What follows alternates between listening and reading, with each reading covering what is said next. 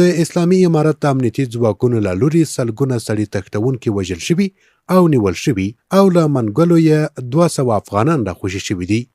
د اختطاف کچه صفر ته ټیټه شوې ده. ملي سوداګر او شتمن افغانان چې د اختطافګرو مهم اهدافو باید ډاډه واوسي. موږ په خپل تعهد ولاړ یو. کله به هم چاته اجازه ورنکړو چې افغانستان د نورو په خلاف وکاروي او نه به چاته اجازه ورکړو چې د افغانانو له مجبوریتونو استفاده وکړي او افغان ځوانان د نورو په خلاف وکاروي. په دې اړه ټول لازم وقایوي تدابیر نیول شوي.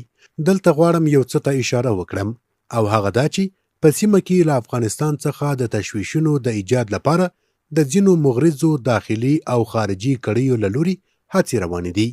دا مغرضي کړۍ کاذب اطلاعات تولیدوي او مختلفو لورو ته د مختلفو چینلونو له لارې رسوي. غواړي د سیمې او نړۍ هیوادونو ته له افغانستان څخه تشویشونه